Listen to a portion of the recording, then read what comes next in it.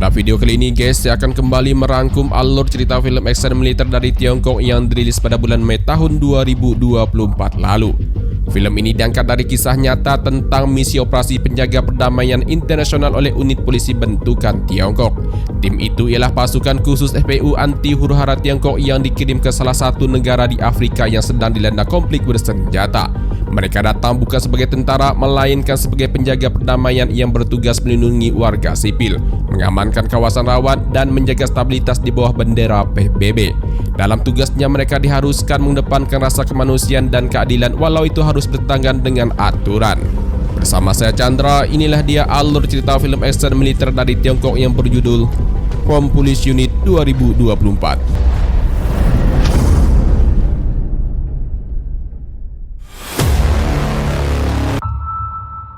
Film dibuka bertempat di Republik Santa Leone di pesisir Afrika. Diberitakan di seluruh TV internasional bahwa situasi kondisi saat ini semakin tidak terkendali. Kerusuhan terjadi di mana-mana dan pembantaian warga desa Pabur semakin meluas. Amir selaku pemimpin kelompok anti pemerintahan disebut-sebut orang yang paling bertanggung jawab atas insiden berdarah di wilayah tersebut. Ia dan pasukannya terus bentrok dengan aparat setempat sehingga banyak korban jiwa tercatat di kedua belah pihak. Tak hanya itu, konflik antar suku dan perselisihan partisan telah meningkat di bawah dorongan kelompok anti pemerintahan. Ribuan orang tak berdosa terbunuh dan jutaan orang kehilangan rumah. Amir yang diduga kuat telah melakukan pembunuhan, pembantaian warga desa, perdagangan senjata, dan kejahatan lainnya yang tak terhitung jumlahnya telah ditangkap oleh kepolisian setempat. Namun meskipun Amir telah ditangkap, kerusuhan dan kekacauan di mana-mana tetap terjadi karena anggota kelompok pemberontaknya masih aktif di kota-kota besar dan terus menentang pemerintahan. Karena kekacauan yang semakin tidak terkendali, maka pemerintahan pun memutuskan meminta bantuan dari PBB, dan Tiongkok menawarkan diri untuk memberikan bantuan di bawah bendera PBB. Tiongkok pun mengirim pasukan FPU-nya ke garda depan untuk membantu meredakan ketegangan dan kekacauan di Santa Leone. Pasukan FPU atau kepanjangannya From Police Unit ialah pasukan polisi anti huru-hara yang dibentuk khusus oleh Perserikatan Bangsa-Bangsa untuk misi operasi penjaga perdamaian. Dengan tugas utama sesuai dengan mandatnya ialah menjaga ketertiban umum di wilayah konflik, mencegah pecahnya bentrokan atau kekerasan antar kelompok, mendukung pemerintah lokal dalam menegakkan hukum, melindungi warga sipil dan hak asasi manusia, dan mengawal konvoi kemanusiaan serta melindungi fasilitas penting.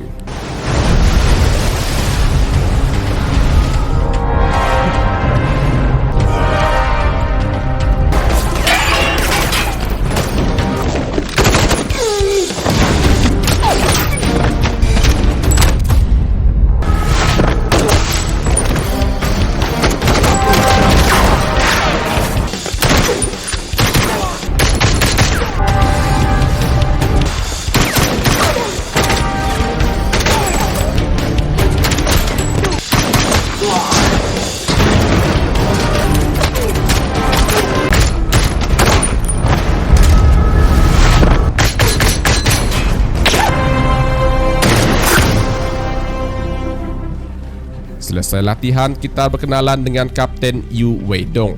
Ia merupakan pemimpin regu pasukan FPU dari unit polisi anti huru-hara Tiongkok di bawah bendera PBB di Santa Leone, Afrika. Tak lama kemudian, wakilnya Sesan Zhou Jiangsuan datang membawa seorang penembak jitu bernama Yang Zhen untuk ikut bergabung di dalam pasukan. Yang Zhen merupakan polisi penjaga perbatasan dari kota Lingguang. Scene kemudian berlanjut ke kota tular Santa Leone, Afrika. Di depan gedung pengadilan terlihat banyak jurnalis dan masyarakat yang berdemo menuntut agar Amir dijatuhi hukuman mati. Amir yang baru keluar dari gedung pengadilan langsung diserbu dan ditanya oleh para jurnalis mengenai tuduhannya telah melakukan genosida di Santa Leone. Dengan tegas Amir mengatakan bahwa ia tak bersalah. Tuduhan kejahatan genosida yang disangkakan kepadanya itu tidak benar, dan saat ini pengacaranya sudah mengajukan permohonan pembebasan terhadap dirinya ke pengadilan. Sementara itu, dari pihak senator memberikan jawaban ke awak media bahwa pengadilan pasti akan mengadili Amir dengan bukti yang kuat dan hukum yang berlaku di negara.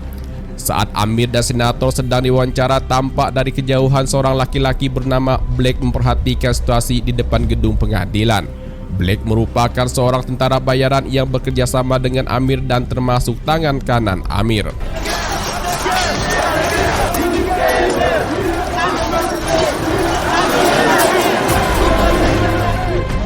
mesin lalu berlanjut ke Bandara Udara Kota Tular. Terlihat pasukan FPU Tiongkok yang dipimpin Kapten Yu telah mendarat di negara paling tidak aman untuk saat ini. Sebelum melanjutkan perjalanan menuju ke markas utama, Kapten Yu menemui Kepala Operasi PBB di Santalion bernama Fabio Thomas. Fabio mengucapkan selamat datang di negeri yang penuh masalah mah. Setelah mengobrol singkat, Kapten Yu lalu pergi naik ke kendaraan yang akan mengantar mereka ke tujuan akhir.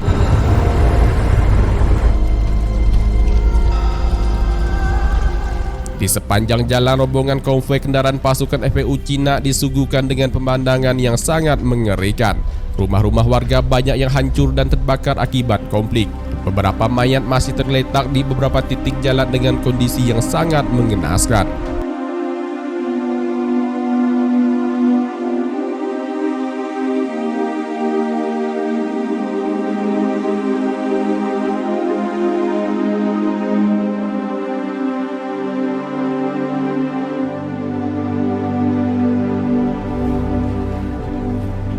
Setibanya di markas, Kapten Yu langsung bertemu dengan komisaris politik pasukan FPU Tiongkok bernama Yang Zhengming. Kapten Yu diberitahu bahwa Amir selaku pemimpin kelompok anti pemerintahan diduga kuat sebagai dalang utama pembantaian Desa Pabur. Namun sampai saat ini belum ada saksi kunci yang dapat memberatkan Amir sehingga pengadilan tidak bisa menjatuhi hukuman berat padanya.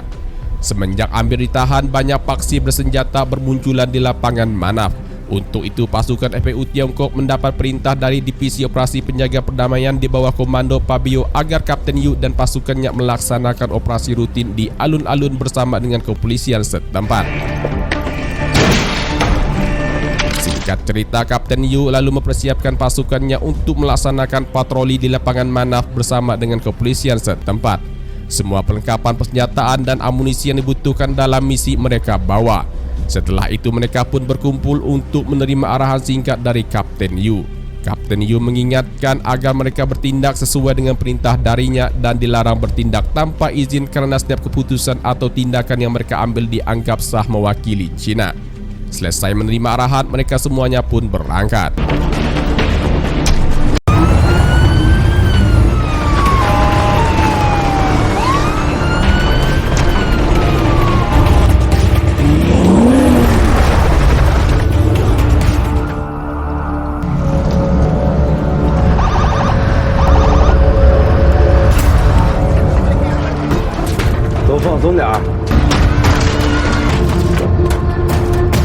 上次的任务区，欢迎我们的都是机枪。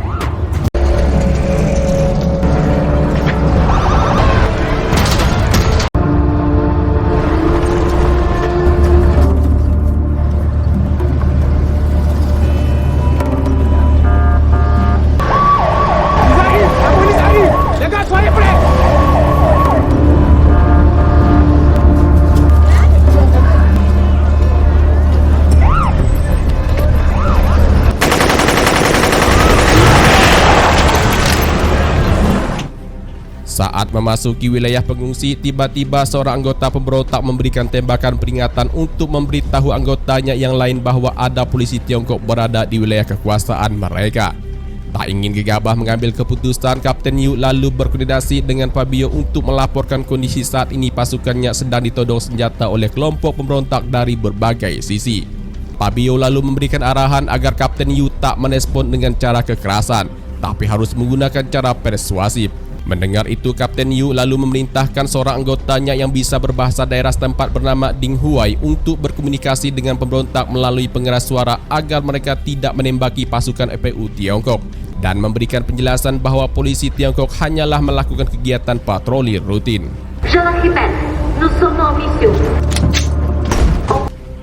Di tempat terpisah, Black yang melihat kejadian tersebut melalui layar monitornya memerintahkan agar anak buahnya di lapangan membiarkan pasukan polisi Tiongkok untuk melintas.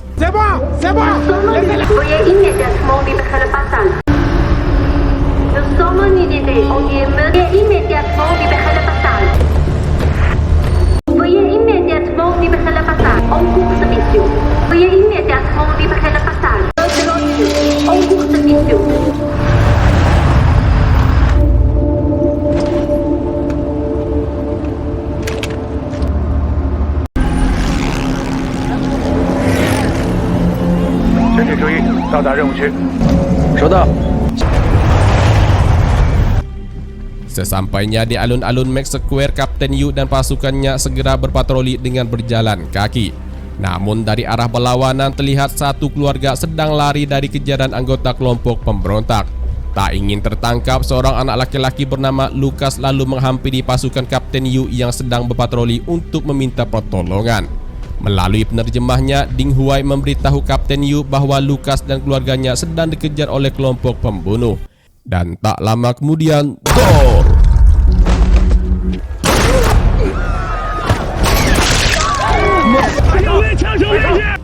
Seketika situasi pun menjadi kacau setelah Kapten Yu dan pasukannya diteriaki pembunuh oleh anggota kelompok pemberontak yang ada di sana, sehingga semua warga yang ada di sekitar secara membabi buta menyerang pasukan Kapten Yu. 枪手在球面这方向300，走，升起掩护他们，去！看到了，队长我去，当时队长，上！别动，别哭！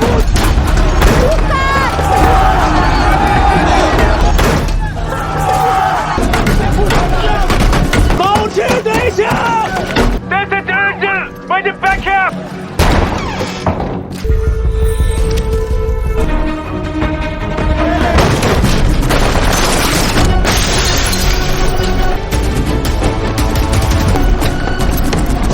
所有人不准开枪！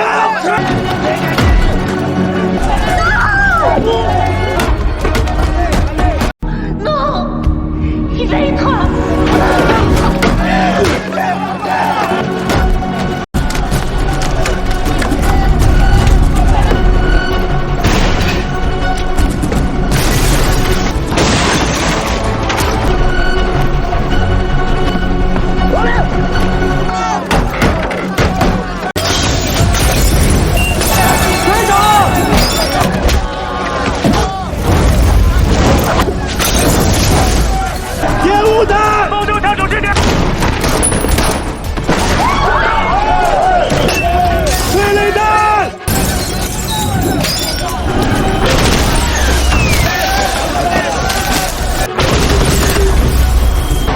Quoi, tu fous la merde ici? Fuck you! Suivez-moi, on y va!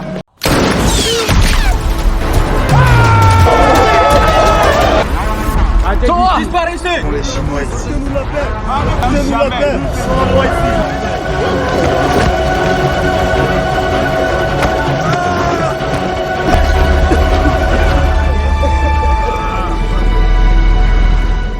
Situasi pun berhasil dikendalikan setelah anggota Kapten Yu terpaksa menembakkan gas air mata untuk membubarkan massa. Tapi sang penembak jitu berhasil kabur dari kejaran Yang Cheng dan rekannya. Sementara itu Lukas yang tertembak segera dibawa ke rumah sakit oleh Ding Huai. Para warga yang mengalami luka-luka dan lemah segera mendapat pertolongan medis dari pasukan Pabio yang baru tiba di sana. Yang Cheng dan rekannya yang baru kembali langsung disemprot oleh Kapten Yu. Kapten Yu memarahi keduanya karena mengejar penembak jitu tanpa seizin darinya, sehingga membuat garis pertahanan regu pasukan dijebol lawan. Kapten Yu lalu mengumpulkan semua anggotanya untuk kembali diberi arahan. Ia menegaskan bahwa setiap tindakan dan keputusan yang diambil harus berdasarkan aturan yang berlaku. Karena mereka polisi penjaga perdamaian, ia mengedepankan rasa kemanusiaan. Tak peduli siapapun yang mereka hadapi walau nyawa jadi taruhan. Jika saja penembak jitunya tadi sudah siap, bisa saja antara mereka ada yang tewas. Ia tak menentang siapapun, tapi ia menentang kelalaian. Jika kalian tidak mampu mengendalikan emosi, maka kalian tidak memenuhi syarat untuk menjadi seorang polisi.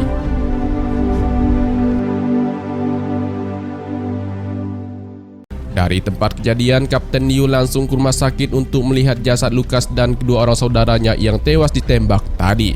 Dari tangan kiri Lukas, ia melihat ada tato simbol yang sengaja dibuat di pergelangan tangannya. Pada malam harinya, beberapa anggota yang terluka mendapat perawatan medis dari sesama anggota pasukan FPU. Di ruang terpisah, Ding Huai masih teringat dengan Lukas. Ia merasa bersalah karena tak dapat melindungi dan menyelamatkan nyawa Lukas. Sedangkan Yang Cheng meluapkan kemarahannya dengan memukul samsak. Ia masih tak terima disalahkan oleh Kapten Yu atas tindakannya tadi siang.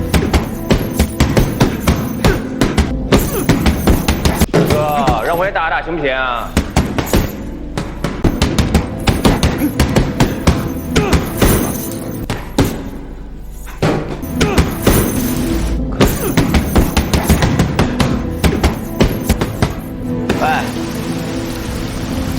Masih di waktu yang sama, Komisaris Yan Zhengming mengadakan rapat terbatas bersama dengan bawahannya untuk menanggapi kasus tadi siang. Kapten Yu memberitahu selama kerusuhan identitas para korban masih belum jelas. Tapi di pergelangan tangan mereka terdapat tato simbol yang setelah dicari tahu bahwa tato simbol itu merupakan tradisi yang unik dari desa Pabur. Kepala suku atau pemimpin mereka akan menato simbol itu di pergelangan tangan mereka sebagai bagian dari tradisi desa. Sampai saat ini juga masih belum diketahui mengapa keluarga Lukas menjadi target pembunuhan. Untuk itu ia meminta izin ke atasannya menyelidiki kasus tersebut. Namun atasannya memberitahu bahwa polisi penjaga perdamaian Tiongkok tidak bisa melakukan intervensi dalam insiden lokal tanpa izin. Maka dari itu Kapten Yu harus melaporkan situasi ini ke divisi operasi terlebih dahulu.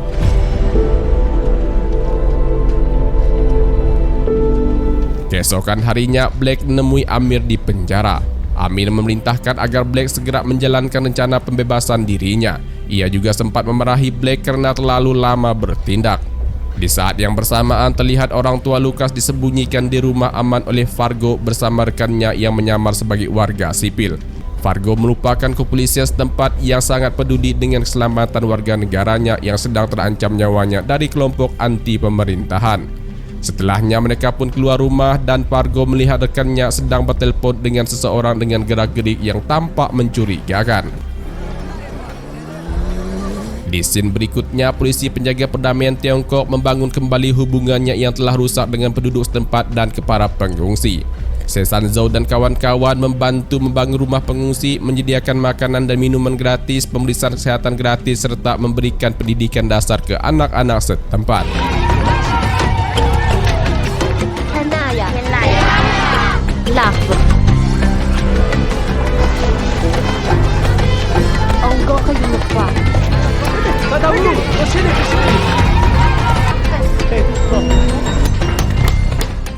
Di sela-sela kegiatan tersebut, Fargo memberitahu Sersan Zhou bahwa sebenarnya mereka membenci orang asing datang ke negaranya. Santalion bisa hancur seperti ini karena ulah orang asing yang datang membantu Amir lalu memunculkan kebencian di masyarakat, sehingga membuat ia sebagai aparat kepolisian harus berperang dengan rakyatnya sendiri. Untuk itu Fargo meminta agar polisi-polisi Cina lebih baik angkat kaki dari negaranya. Namun Sesan Zhou menjawab bahwa polisi-polisi Cina tidak sama seperti yang Fargo sangkakan. Ia dan kawan-kawannya adalah polisi penjaga perdamaian yang mengutamakan pri kemanusiaan dan keadilan. Warga sipil menjadi prioritas utama bagi polisi Cina. Makanya hari ini mereka tunjukkan dengan memberikan berbagai bantuan kebutuhan untuk warga dan bahkan termasuk pelindungan nyawa warga. Mendengar kebaikan itu, Fargo meminta untuk dipertemukan dengan Kapten Yu. Singkat ceritanya, Ding Huai dan Kapten Yu dipertemukan dengan orang tua Lukas, sekaligus memberitahu bahwa Lukas bersama kedua saudaranya telah tewas. Lalu setelah itu mereka semuanya pun pergi dari sana dan tak lama kemudian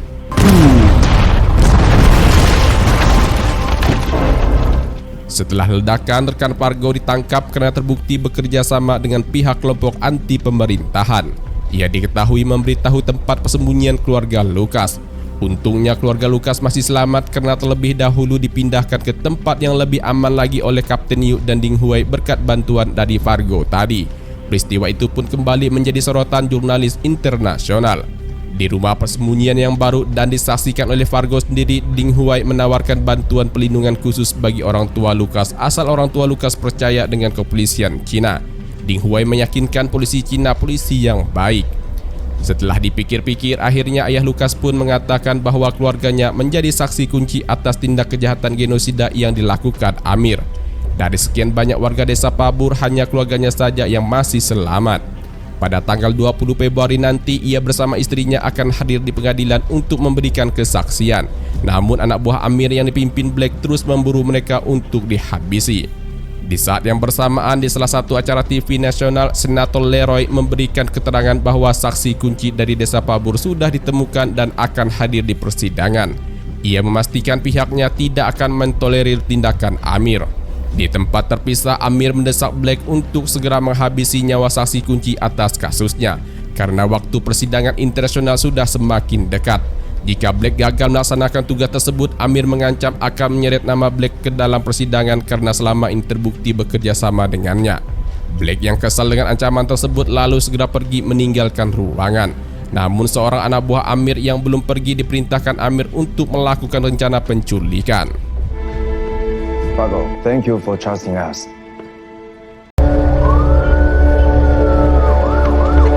Keesokan harinya, Fabio memanggil Kapten Yu untuk memberitahu bahwa anak buah Amir telah menyandra Senator Leroy dan 3 orang reporter televisi. Mereka menuntut pembebasan Amir segera dan mengancam akan membunuh para sandera dalam waktu 15 menit lagi. Untuk menyelamatkan para sandera, Kapten Yu meminta Fabio untuk menyetujui melaksanakan operasi gabungan. Now go.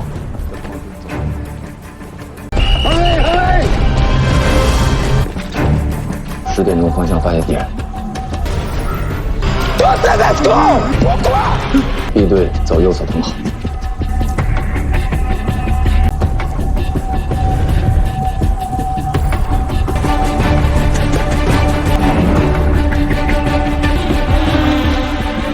A 队继续向前。Derry， 准备突袭。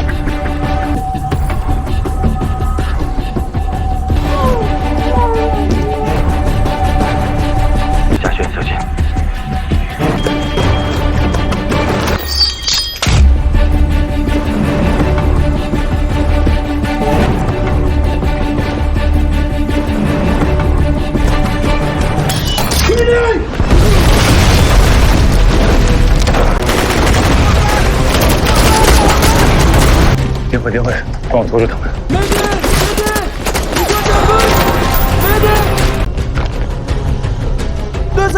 Deux, bouge, bouge.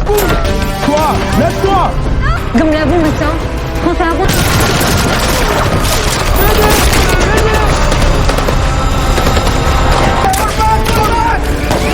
Listen bien, pourquoi pour moi? Qu'est-ce qui se passe dehors? Comme la bombe, c'est l'autre frère.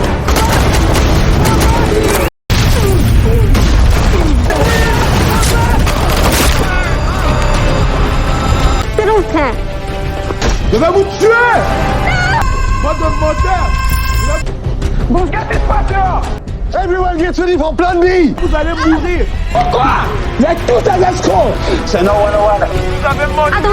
attendez. Vite, et sur le bord.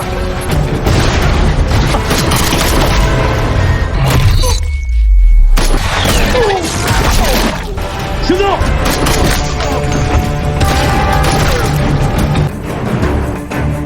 快撤！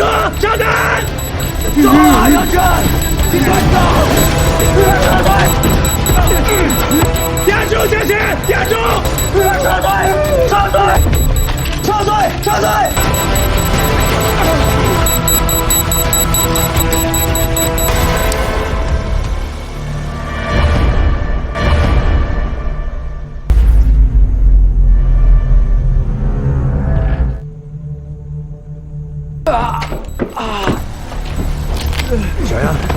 Kraken made such fucking idiots.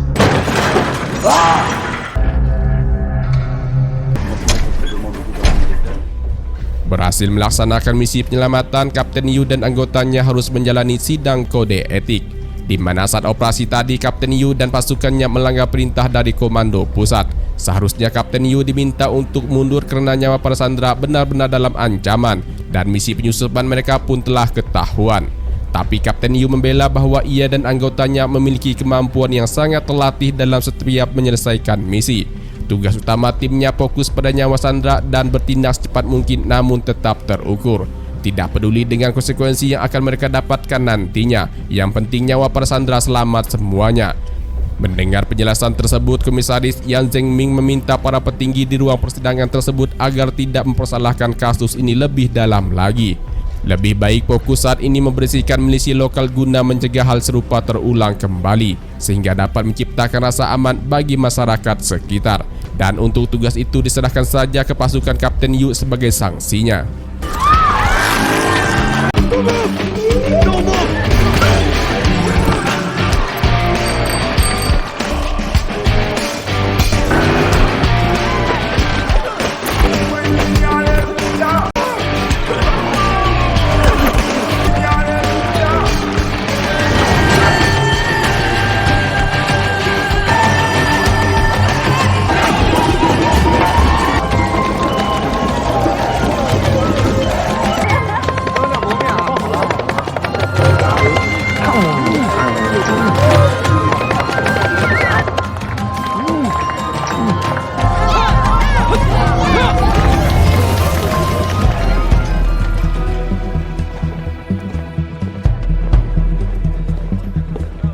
Keesokan harinya lagi, Komisaris Yan Zhengming memberitahu bahwa Divisi Operasi Polisi PBB Misi PBB Santalion memerintahkan pasukan FPU Tiongkok untuk mengawal mengantar saksi kunci ke persidangan di Kota Tular dengan selamat. Kapten Yu diharuskan berangkat sekarang juga karena berdasarkan info cuaca akan terjadinya badai topan sangkar. Rute yang harus dilewati ialah melalui Kota Alkan dan diteruskan ke rute 4 agar terhindar dari sergapan para kelompok pemberontak. 有等要比安前进入阿尔坎。让他们注意安全。台风继续逼近，你们要加快速度。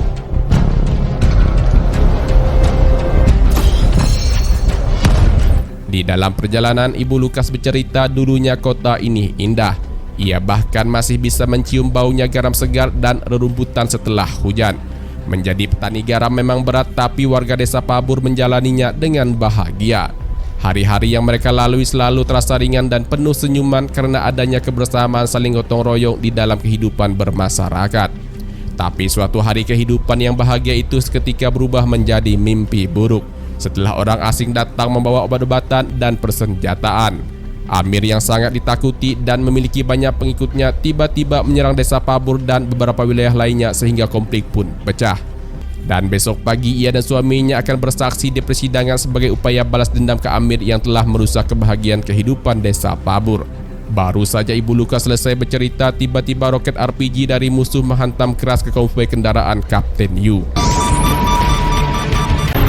我现在要车躲避！王大人，火箭队，火箭队，我！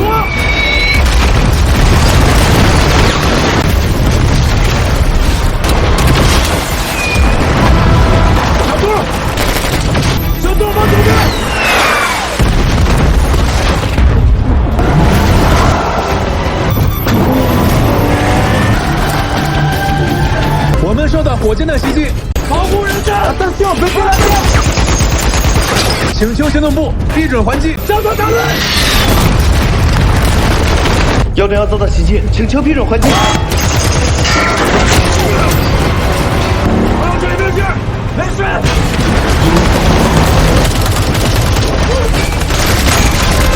低头发射。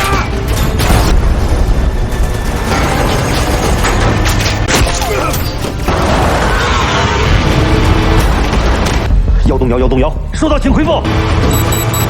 有炸弹，压过去，压过去！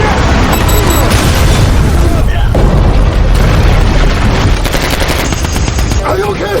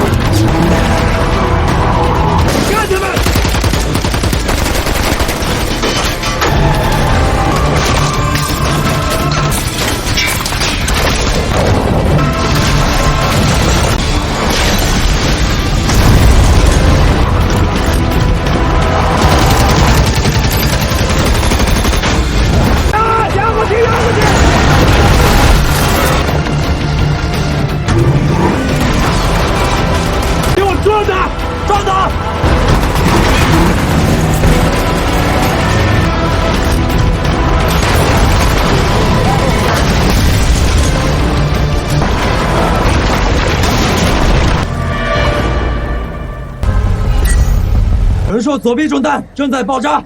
有没有事？没事。上车，走。 Dari markas, Komisaris Yan Zhengming memberitahu Pabio bahwa pasukan Kapten Yu disergap musuh di perjalanan.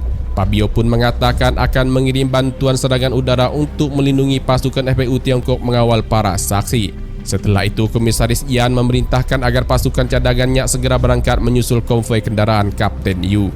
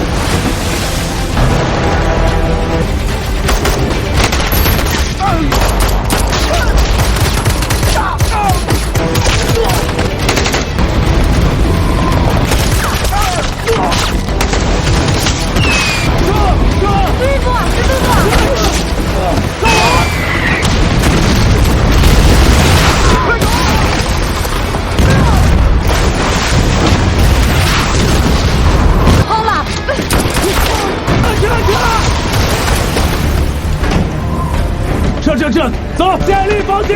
是，建立防线。好。 Untuk memberikan pelindungan kepada saksi, Kapten Yu dan anggotanya pun membangun garis pertahanan di salah satu rumah warga di pesisir pantai. Namun yang tidak mereka ketahui ialah seorang sniper dari musuh telah membidik senapangnya ke arah Fargo yang melindungi adik Lukas, sehingga ia pun tertembak.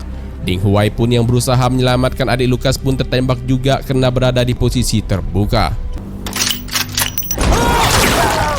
Ding Huai! Ding Huai! Ding Huai!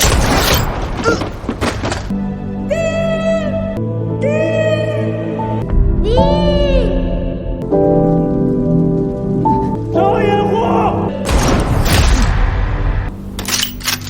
丁辉！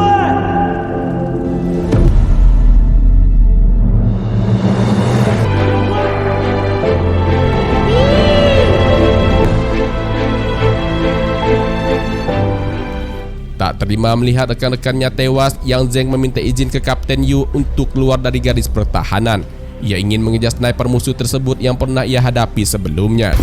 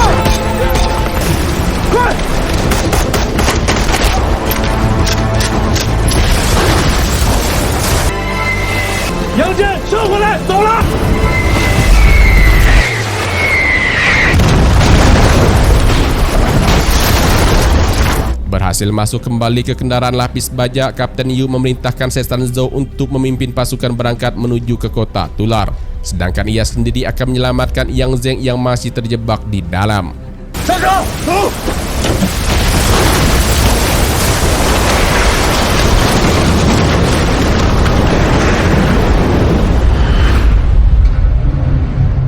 Ternyata guys, Yang Zeng berhasil ditangkap oleh Black dan anak buahnya. Melalui alat komunikasi milik Yang Zeng, Black menghubungi Sesan Zhou agar mau menyerahkan para saksi padanya saat ini juga. Jika tidak, maka seorang anggota polisi Cina yang ia tangkap akan disekusi mati. Awalnya Sesan Zhou menolak untuk memenuhi permintaan Black, karena tugas utama polisi penjaga perdamaian Tiongkok saat ini ialah menyelamatkan nyawa para saksi. Tapi setelah mendapat desakan dari anggota tim lainnya, situasi pun berubah, terutama Ibu Lukas. Ia mengatakan lebih baik selamatkan nyawa Yang Zeng terlebih dahulu. Ia dan suaminya rela diserahkan ke Black asal tak ada lagi korban dari pihak polisi Cina. Sejauh ini polisi Cina sudah banyak berkorban untuk keluarganya, terutama Ding Huai dan Fargo yang rela mengorbankan nyawanya dalam kasus ini. Luis!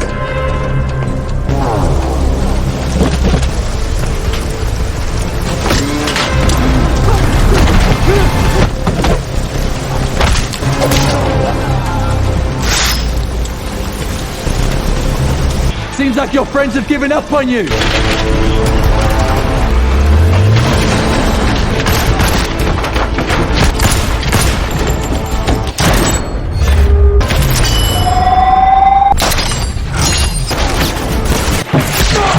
Yang Zhen, go!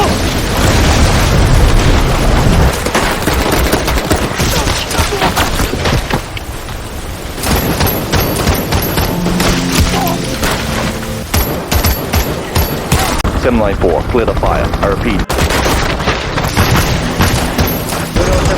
Air Operations Center.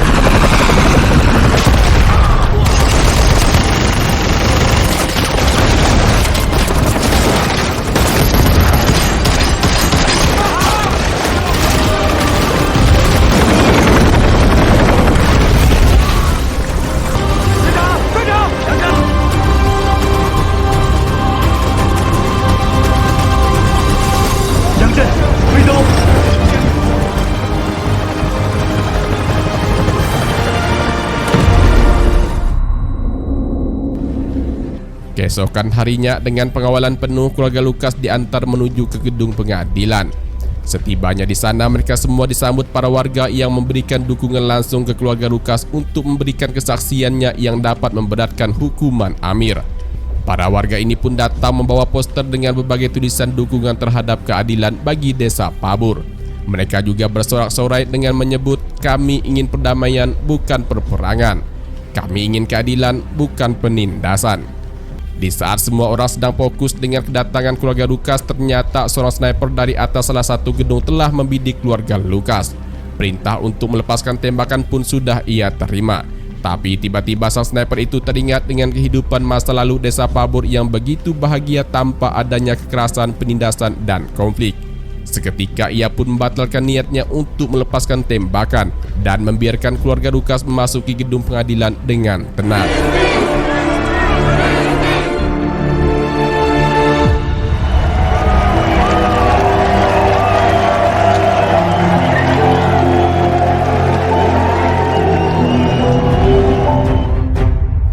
Dan filmnya pun selesai. Demikianlah rekap alur cerita film kali ini. Terima kasih banyak buat kalian yang sudah klik video ini dan nonton sampai akhir. Mohon dukung selalu channel YouTube ini dengan cara klik tombol subscribe dan tombol like. Lalu tinggalkan komentarnya jika video ini menghibur. Saya Chandra, sampai jumpa lagi di video berikutnya. Thanks for watching and goodbye.